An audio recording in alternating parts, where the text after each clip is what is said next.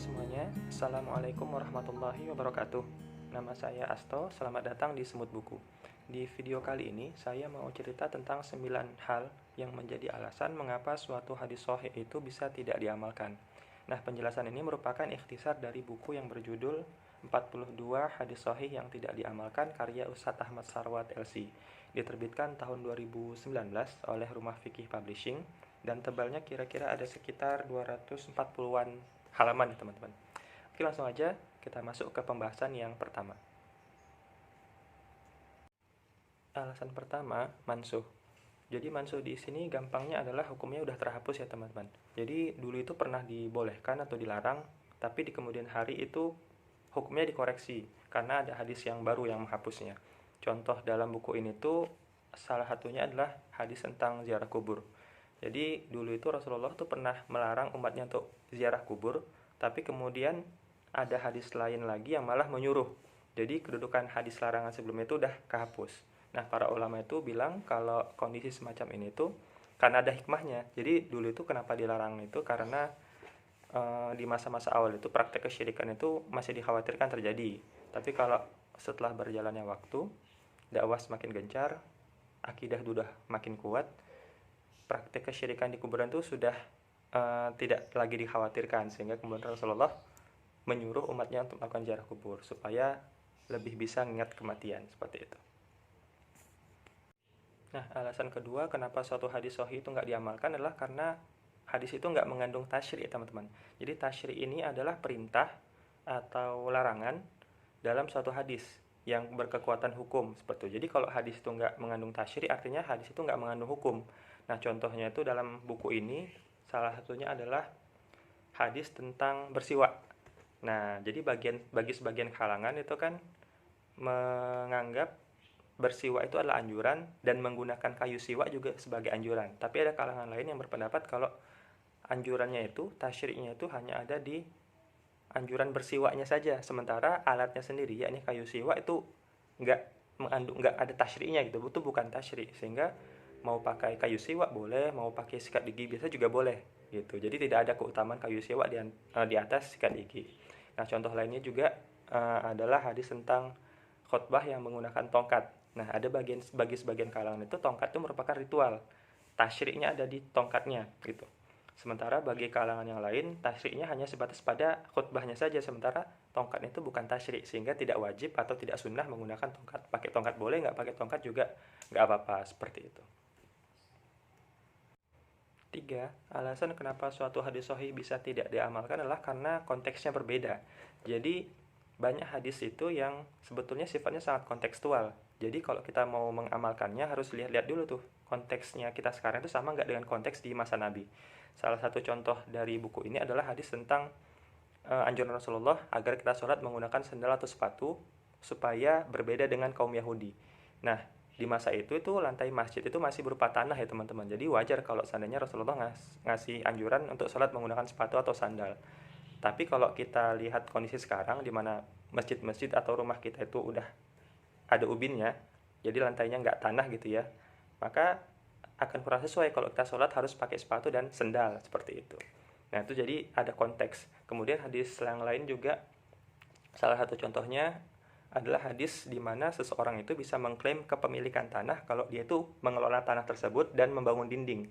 Jadi di masa Rasulullah kalau ada tanah kosong, terus kita bangun dinding, terus kita kelola tanah itu, kita garap, itu tanah itu bisa diklaim sebagai milik kita. Nah, tapi kan kalau zaman sekarang itu nggak bisa terjadi ya teman-teman, karena di zaman Rasulullah itu memang tanah masih luas, terus nggak ada institusi negara yang punya sistem mengatur hak teritorial. Nah, sementara kalau sekarang kita itu semua tanah itu milik negara sampai seseorang itu punya sertifikat atau punya hak kepemilikan atas tanah tersebut yang dikuasai oleh yang diakui oleh negara. Jadi beda konteks, bisa beda penyikapan. Jadi nggak selamanya itu bisa kita amalkan, tergantung konteksnya. 4. Alasan hadis sahih nggak diamalkan adalah karena memang berbeda lingkup atau cakupannya. Jadi kita nggak bisa mengamalkan suatu hadis kalau memang hadis itu nggak berbicara tentang apa yang mau kita amalkan gitu. Beda lingkupnya. Jadi salah satu contohnya yang disampaikan di buku ini adalah hadis tentang perintah Rasulullah kepada Aisyah dan para wanita yang baru selesai haid untuk mengkodo puasa Ramadan, tapi nggak mengkodo sholat. Nah, ada sebagian kalangan yang menggunakan hadis ini untuk mengatakan tidak ada qada salat secara umum. Padahal menurut penulis, lingkup dari hadis ini adalah untuk wanita yang baru selesai haid saja gitu. Jadi mereka lah yang nggak perlu qada salat. Adapun bagi orang lain yang tidak termasuk lingkup itu, tetap wajib qada salat kalau seandainya lupa, kalau seandainya tertidur, tertinggal atau sebagainya gitu. Nah, contoh lainnya juga ada hadis tentang larangan jual beli menggunakan dua harga. Nah, menurut penulis, hadis ini juga ada lingkupnya, teman-teman. Jadi kalau sekarang itu ada sebagian kalangan yang mengatakan hadis ini adalah dalil bagi larangan jual beli secara kredit. Karena kredit itu biasanya harganya beda dengan harga tunai, dua harga. Nah, tapi menurut penulis bukan tentang itu, lingkupnya bukan tentang itu. Hadis larangan jual beli dengan menggunakan dua harga, menurut penulis konteksnya atau lingkupnya adalah pada transaksi yang berupa bai'ul inah. Jadi bai'ul inah ini sebenarnya pinjam meminjam yang dikamuflasekan dengan jual beli seperti itu. Jadi harus lihat dulu lingkupnya itu berbicara tentang apa suatu hadisnya, baru bisa kita amalkan. Kalau di luar lingkupnya maka itu tidak bisa kita amalkan, seperti itu. 5. Alasan suatu hadis itu bisa nggak diamalkan adalah karena hadis itu memiliki ilat yang tersembunyi ya teman-teman. Jadi ilat di sini bisa kita artikan dengan alasan. Jadi kalau ada ilat maka suatu hukum bisa berlaku, tapi kalau nggak ada ilat maka hukumnya nggak berlaku. Nah, salah satu contoh populer yang sering jadi bahasan banyak orang dan juga dibahas di buku ini adalah hadis tentang larangan isbal atau menjulurkan pakaian di bawah mata kaki. Nah, bagi sebagian kalangan, larangan isbal ini berlaku secara umum ya teman-teman, berlaku di segala kondisi, di segala situasi. Tapi ada juga kalangan lain yang berpendapat kalau larangan isbal ini ada ilatnya, ada alasannya, yakni kesombongan. Karena menurut mereka, larangan isbal ini ada hadis-hadis yang mengiringinya dengan kesombongan.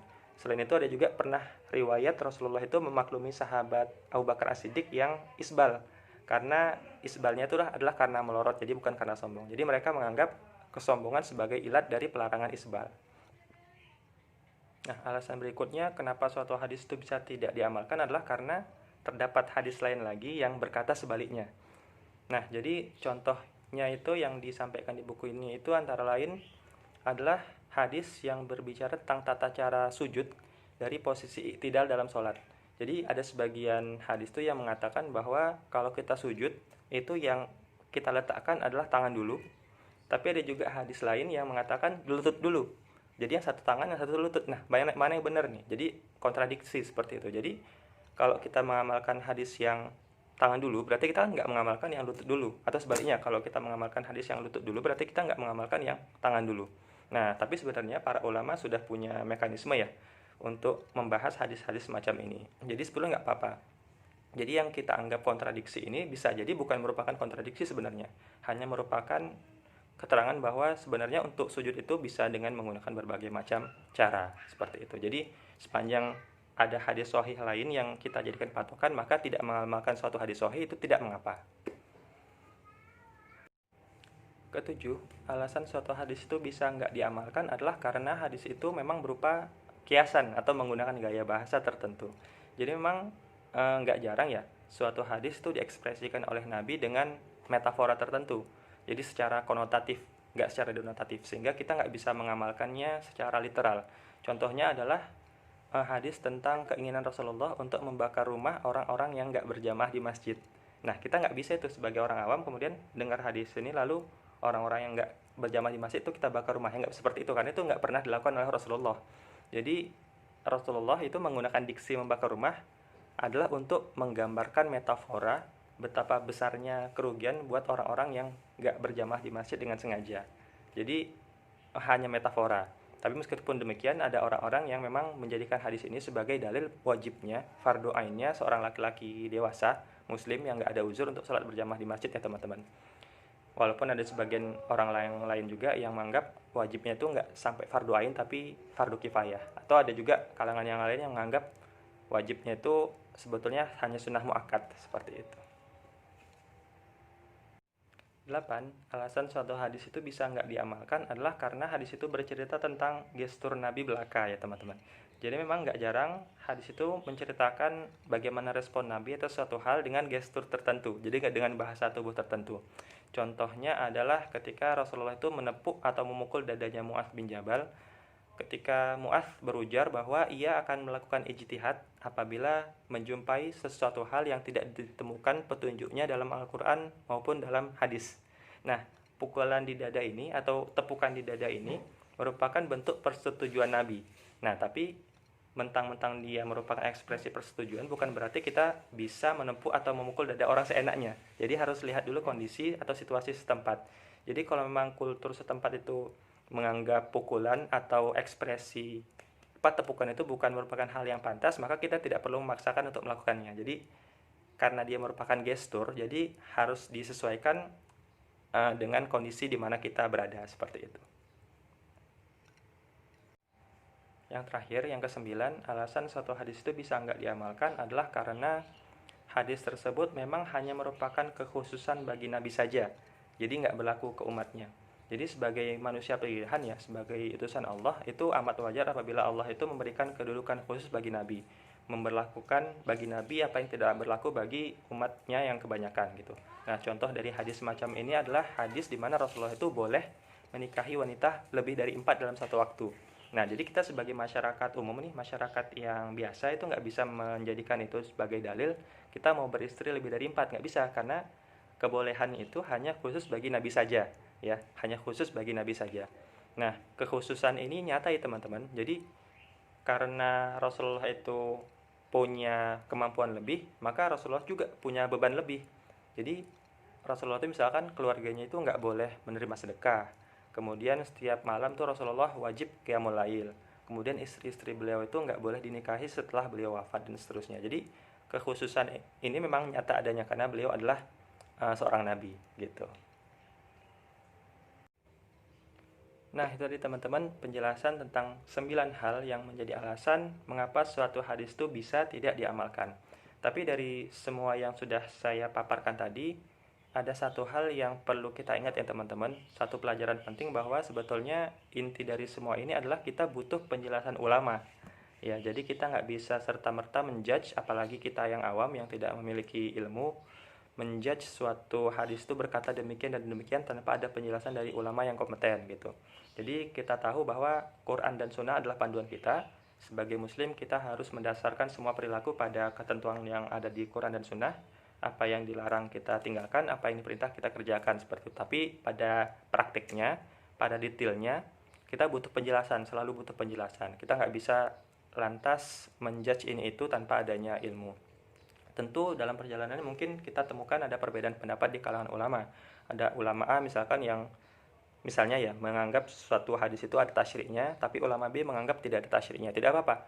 Yang penting kita pilih aja salah satu, ulama A silakan, ulama B juga silakan, karena mereka pasti mendasarkan pendapatnya dengan ilmu. Yang jelas kita jangan berpendapat sendiri, seperti itu teman-teman. Oke, mungkin teman-teman itu saja sharing dari saya kali ini. Makasih bagi yang udah nonton dari awal sampai selesai, semoga ada manfaatnya. Silakan like kalau memang suka, dislike kalau nggak suka. Bisa di-share kalau seandainya apa yang ada di video ini itu bermanfaat. Sampai jumpa di review buku selanjutnya. Assalamualaikum warahmatullahi wabarakatuh.